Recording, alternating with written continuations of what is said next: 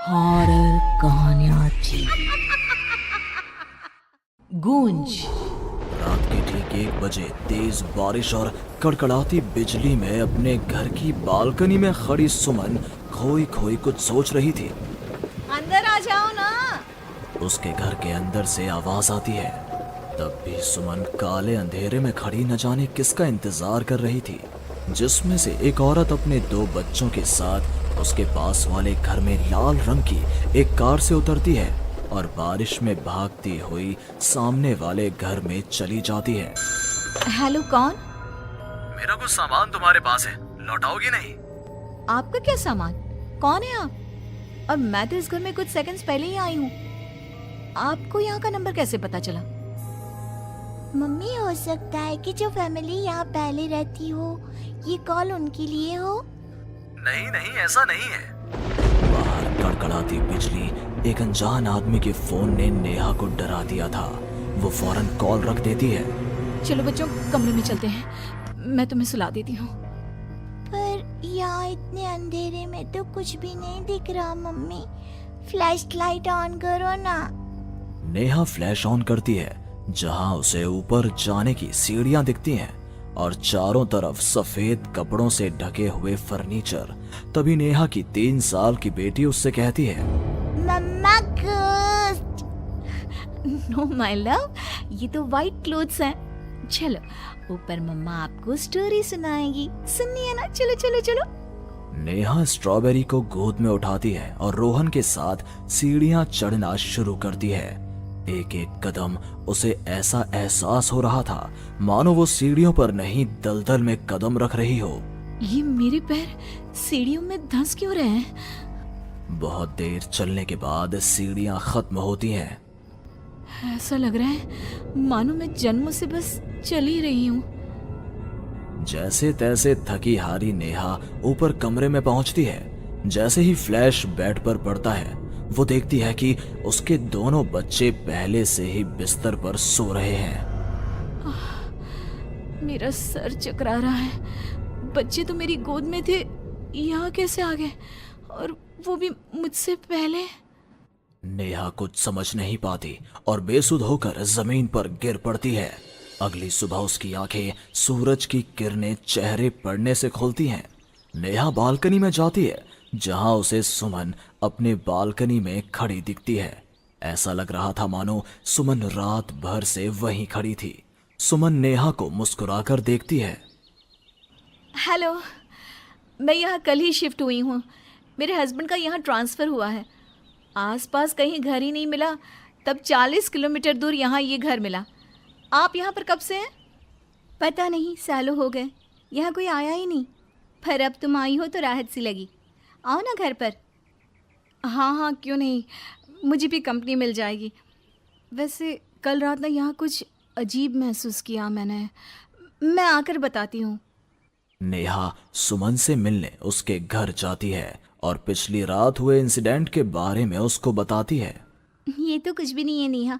ऐसे तो कई इंसिडेंट्स मेरी एक फ्रेंड के साथ भी हुए हैं और रोज होते ही हैं। सुमन अपनी कार में बैठी अपने नए ठिकाने की ओर बढ़ रही थी। जंगल के बीच से गुजरती वो खुद से कहती है, ये सिविल इंजीनियर्स की लाइफ ना बड़ी मुश्किल है। कहाँ जंगल झाड़ी में रहना पड़ेगा। कार एक घर के पास रुकती है। लीजिए मैडम, हम आ गए। आपको कुछ जरूरत हो तो मुझे कॉल कीजिएगा, मैं ये बगल वाले घर में ही हूँ। सुमन घर के अंदर जाती है। डाइनिंग टेबल पर पहले ही खाना रखा हुआ था, पानी का ग्लास भी, टीवी ऑन ही था। ऐसा लग रहा था मानो अभी अभी यहाँ कोई था या है। चलो, कंपनी अच्छी है, सब अरेंजमेंट्स मेरे आने के पहले ही कर रखे हैं। सुमन खाने की टेबल पर बैठती है, जहाँ 5 लोगों का खाना परोसा हुआ था। ये 5 प्लेट किसके लिए सर्व कर दिया? हाथ है। सुमन अपनी प्लेट से खाना शुरू करती है और उसी वक्त बाकी 4 प्लेटों से भी खाना गायब होने लगता है। प्रमिल, कहाँ हो तुम प्रमिल? सुमन भागती हुई अपने ड्राइवर के घर पर जाती है। सुमन क्या देखती है कि प्रमिल जमीन पर गिरा हुआ है। फर्श पर हर तरफ खून ही खून। प्रमिल के मुंह से भी खून आ रहा था। वो कराहता हुआ कहता है, मैम, यहाँ रूहें रहती हैं, ये आपको भी नहीं छोड़ेंगी। ये कहते कहते ही प्रमिल दम तोड़ देता है और सुबह के 11 बजे अचानक ही अंधेरा छा जाता है। चारों तरफ से अजीबोगरीब आवाजें आने लग जाती हैं। मम्मी, आई, अरे कोई खाना देगा क्या मुझे? अरे जी सुनिए ना, प्लीज प्लीज मुझे मत मारो। पापा बचाओ, ये लोग कौन है? सुमन अपने दोनों हाथों से अपने कान को बंद कर लेती है और जोर जोर से चीखती है। अचानक एक सन्नाटा चारों ओर फैल जाता है। सुमन प्रमिल के घर से बाहर निकलती है। चारों ओर घुप अंधेरा, वो भी कुछ देख नहीं पाती और वापस अपने घर की ओर लौट आती है। इससे अच्छी तो मौत होती, ये मैं कहाँ फंस गई। मम्मा गोदी। अरे सुमन, क्या मरने वरने की बात करती रहती हो? जाओ मेरे लिए चाय बनाओ। ये कौन बोल रहा है? तभी अचानक से घर की लाइट्स ऑन हो जाती हैं। सुमन देखती है कि वो किचन में है। उसके ठीक बगल में एक औरत, जिसके बाल उसके चेहरे की ओर थे, गैस के फ्लेम में अपने दोनों हाथों को पका रही थी। तुम कौन हो? कौन हो तुम? और यहाँ क्या कर रही हो? इनको बहुत पसंद है मेरे हाथों का खाना, तो मैं भी चखवा दूं क्या? कर्कश आवाज में ये कहती हुई वो औरत झट से सुमन के हाथों को आग में डाल देती है। सुमन चीखती रहती है, पर वो औरत उसके हाथों को नहीं छोड़ती। तुम्हारे पेट में एक बच्चा है ना, सुन लिया मैंने। और औरत ये कहती सुमन के पेट पर हाथ फेरने लग जाती है और उसके पेट में हाथ डालकर मांस का टुकड़ा बाहर निकाल कर खा लेती है। मेरा बच्चा। ये तो कुछ भी नहीं, उधर देखो। वो औरत दीवार की तरफ इशारा करती है। दीवार पर खून के ऐसे धब्बे थे मानो नवजात शिशुओं को उसी दीवार पर पटक पटक कर मार दिया गया हो। तभी वहां लगभग 5 साल का एक बच्चा आता है। उसका शरीर पूरा सफेद और आंखें काली थी। माँ, भूख लगी है। वो औरत अपने आग में सेके हुए हाथ को वहीं पास में पड़े चाकू से काटकर बच्चे को खाने को दे देती है। सुमन तो समझो अब मर ही चुकी थी। इतना कुछ देखने के बाद कौन ही जिंदा रह सकता था। अब उसका शरीर भी गवाही दे रहा था। एक कदम भी चलना मुश्किल था। वो दीवार को पकड़ पकड़ कर बाहर हॉल में आती है, जहां डाइनिंग टेबल पर 5 लोगों को बैठा देखती है। बिना सर का एक आदमी टेबल पर अपने बीवी और 3 बच्चों के साथ बैठा था। सभी सुमन की ओर देखते हैं। मम्मी, तुम मेरी मम्मी बनोगी। यहाँ हमारी जैसे बहुत से लोग रहते हैं, बहुत सारे। फिर उस लड़की का क्या हुआ? वो अब जिंदा है? हाँ, उन लोगों को एक जिंदा इंसान भी चाहिए था, जिसे वो रूहें रोज मारे, रोज। पता नहीं कितनी ही रूहें हैं, आज भी 1-2 तो दिखी जाती हैं। वो लड़की तो बस निकलने का राह ढूंढ रही है, पर वो निकलेगी कैसे? क्या कोई तरीका है? हाँ, किसी और को उन रूहों के हवाले कर देना, यही एकमात्र रास्ता है। तो उसने किसे उन आत्माओं के हवाले किया? किया नहीं, अब करेगी। तुम्हें ये वही घर है और वो लड़की मैं हूँ। अलविदा नेहा। हॉन्टेड बस। रात के करीब 11 बज रहे थे। सड़क पर इक्का तुक्का गाड़ियां चल रही थी। अपनी नाइट शिफ्ट खत्म करके शीला और निकिता बस स्टॉप पर खड़ी थी। आज तो हमें बहुत देर हो गई। पता नहीं घर जाने के लिए हमें कोई साधन मिलेगा भी या नहीं। अगर कोई साधन नहीं मिला तो कहीं रात इसी बस स्टॉप पर ना बितानी पड़े। अपनी काली जुबान बंद कर, जब देखो तब उल्टी बातें ही करती है। अरे कुछ देर रुक जाना, कुछ ना कुछ मिल ही जाएगा। लेकिन काफी देर तक इंतजार करने के बाद भी उन्हें कोई बस नहीं मिलती। धीरे धीरे समय के साथ साथ सड़क पर चलने वाली गाड़ियों का दिखना भी बंद हो जाता है। अरे ये देख, अब तो सड़क पर एक भी गाड़ी नहीं दिख रही। दूर दूर तक गाड़ी और किसी इंसान का नामो निशान नहीं है। एक काम करते हैं, वापस अपने ऑफिस चलते हैं। हम दोनों आज रात वहीं गुजार लेंगे। देख, तुझे अच्छी तरह पता है 10 बजे के बाद चौकीदार ऑफिस के मेन गेट पर ताला लगाकर अपने घर चला जाता है। ऑफिस जाने का कोई फायदा नहीं है। इस सुनसान सड़क को देख मुझे बहुत घबराहट हो रही है। एक काम करना, उसी चौकीदार के घर चलते हैं। वो भी तो परिवार वाला है। हम बेफिक्र होकर आज रात उसके घर पर रुक सकते हैं। अरे पागल, चौकीदार 10 बाई 10 की खोली में रहता है। उसके 4 बच्चे हैं। भला वो हमें अपने घर में कौन सी जगह देगा? अब तू ना ये बेकार की बातें बंद कर और चुपचाप खड़ी रह। शायद कोई लिफ्ट ही मिल जाए। फिर काफी देर इंतजार करने के बाद आखिरकार एक नीले रंग की बस उनके सामने आकर रुकती है। बस का दरवाजा खोल कंडक्टर उन दोनों से कहता है, कहिए कहाँ जाना है आप दोनों को? देखिए मेरी पूरी बस खाली पड़ी है। मैं आप दोनों को आपके ठिकाने पर छोड़ दूंगा। इतना कहकर कंडक्टर मुंह में भरे पान की पिचकारी सड़क पर दे मारता है। निकिता, लोगों का कहना है कि कुछ महीने पहले इसी तरह अंधेरी रात में एक नीली बस के अंदर कुछ बदमाशों ने एक जवान लड़की की हत्या कर दी थी। इस बस का रंग भी नीला है। कहीं ये वही बस तो नहीं? कंडक्टर शीला की बात सुन लेता है और मुस्कुराते हुए कहता है,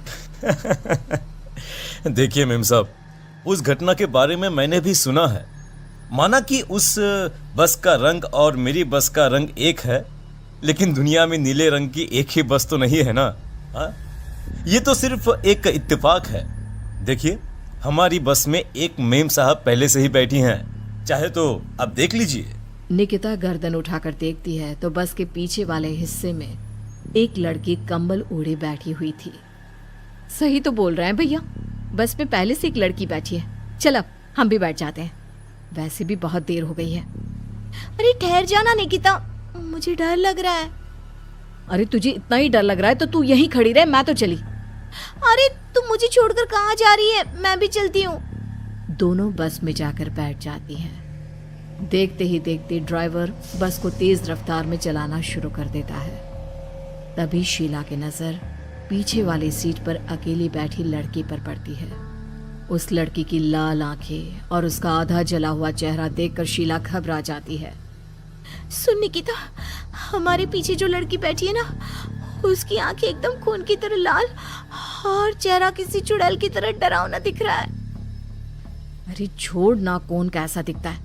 मुझे इन सब बातों में कोई दिलचस्पी नहीं है। मैं थोड़ी देर झपकी लेना चाहती हूँ, इसलिए अब तू अपनी बड़बड़ बंद कर प्लीज।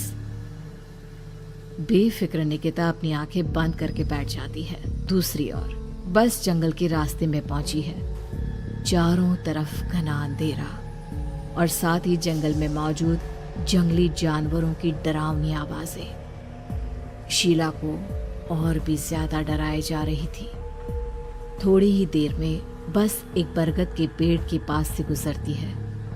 तभी अचानक बरगद की डाल पर बैठी एक बिल्ली कूदकर खिड़की के रास्ते शीला की गोद में आ गिरती है। मर गई रे, बचाओ मुझे, कोई बचाओ। शीला के चिल्लाने की वजह से निकिता की आंख खुल जाती है और वो भी घबराकर इधर उधर देखने लगती है।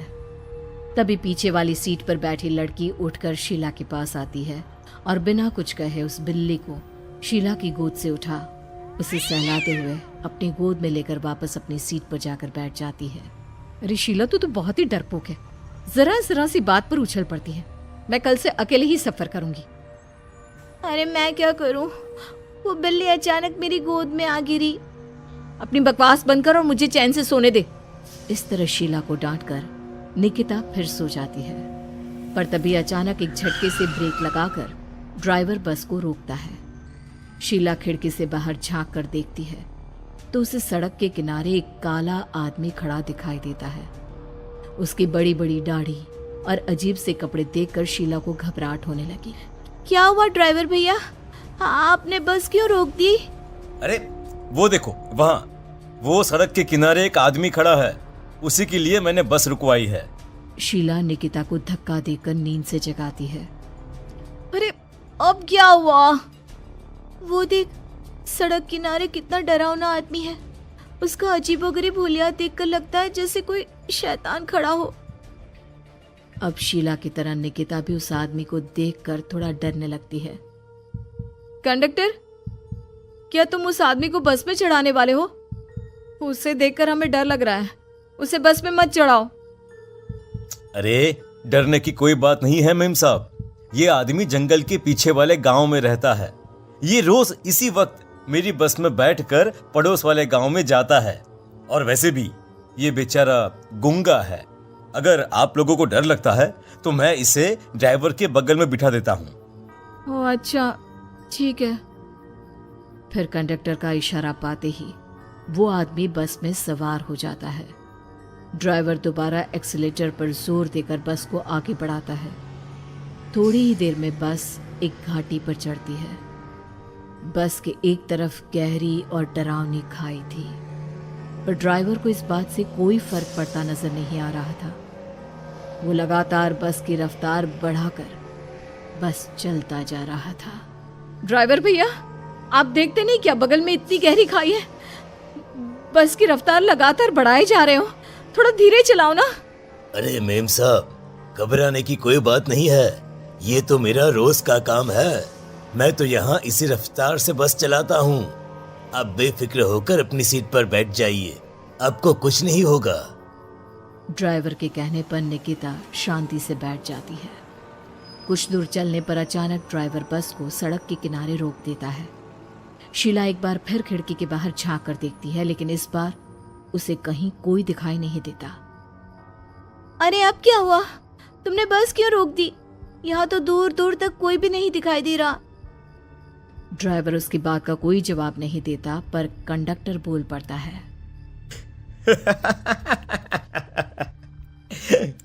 ये हमारी फेवरेट जगह है। हम अपने सारे अच्छे काम यहीं पर करते हैं। अब हमारा प्रोग्राम खत्म होने के बाद ही बस यहाँ से आगे बढ़ेगी।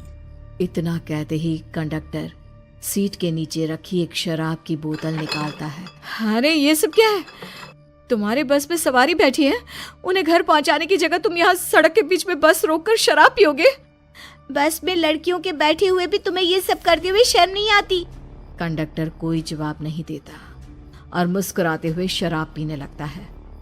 तभी ड्राइवर और दूसरा आदमी भी कंडक्टर के साथ मिलकर शराब पीने लगते हैं। निकिता, मुझे इन तीनों के इरादे कुछ ठीक नहीं लगते।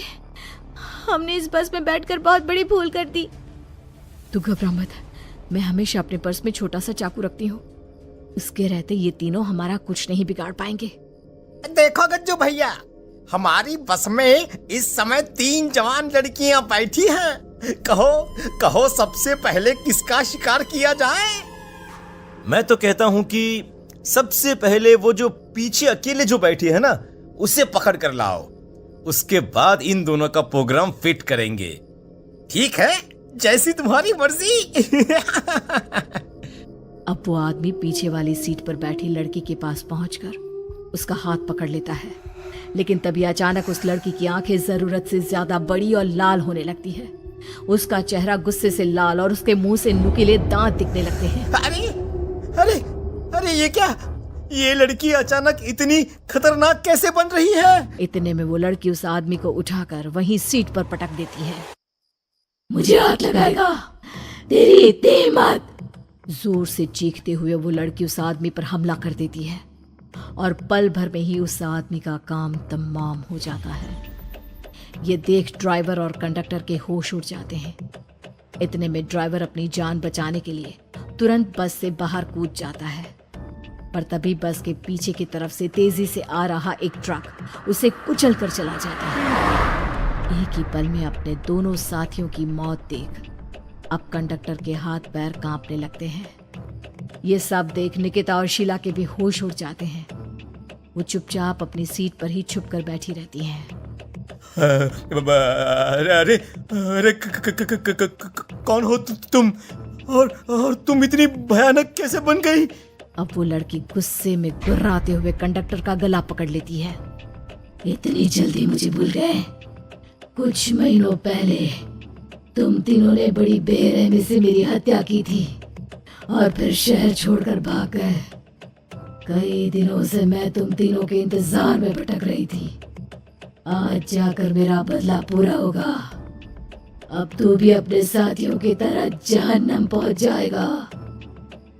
अब वो लड़की कंडक्टर को उठाकर बस के पास मौजूद खाई में फेंक देती है। कंडक्टर एक बड़े पत्थर से जा टकराता है और उसकी भी मृत्यु हो जाती है। दूसरी तरफ ये सारा नजारा देख शीला और निकिता बेहोश हो जाती है। अगली सुबह जब उन दोनों को होश आता है तो वो अपने आप को एक सरकारी अस्पताल में पाती है।